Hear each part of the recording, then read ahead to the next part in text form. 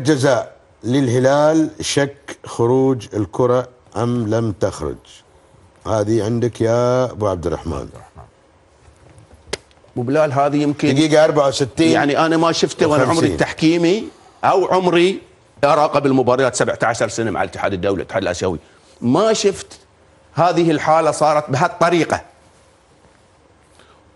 وكيف المساعد، خلينا نتكلم عليه الأول، كيف المساعد عطى القرار؟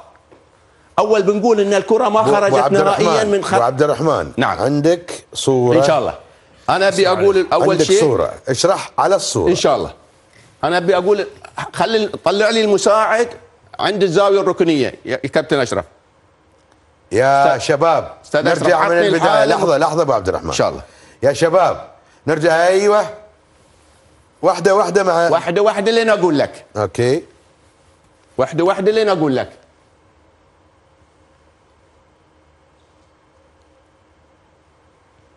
الحين وقف، خلي الكرة تحت.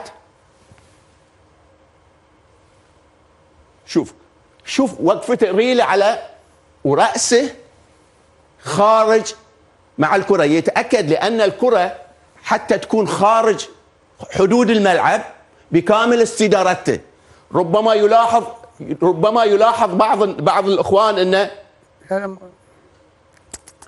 بكاملها يا ابو عبد الرحمن. اي على اساس بكاملها. اي مهم الكلام هذا، التفسير هذه مهم. استدارته احنا بنوضح بكاملها يا ابو عبد الرحمن. لا بكامل استدارته بكاملها. اوكي.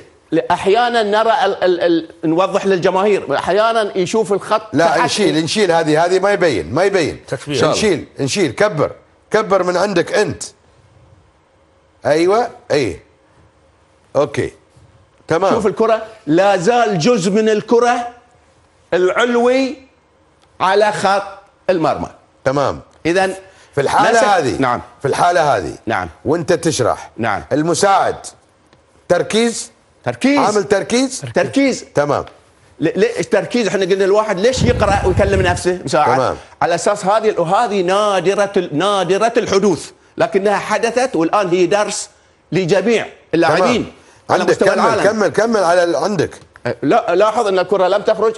واصل شوية، خلينا نشوف شلون اخذ الكرة ولا زال جزء منها موجود على خط المرمى. ومن اللي اشار المساعد. هني الاشادة بان المساعد اللي يقرأ الحالة ومكانه صحيح ويعطي هذا القرار.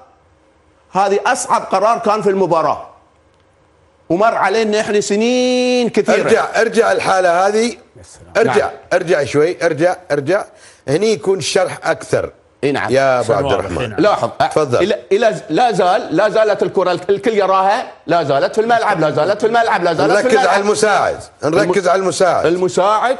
شوف يقرأها قاعد، وهذا متردد كان واللعب ماشي. عبد الرحمن حط السبوت على المساعد. السبوت ان شاء الله.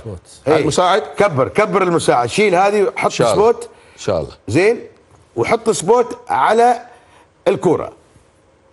لا عطني وجهه. عطني وجه المساعد. ارفع نفسه. ارفع فوق.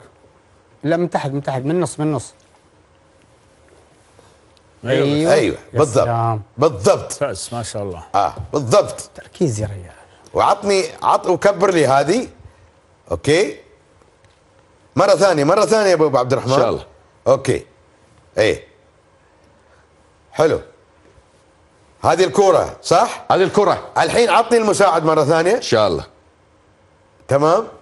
الكرة واضح ان في جزء منها على الخط. نعم.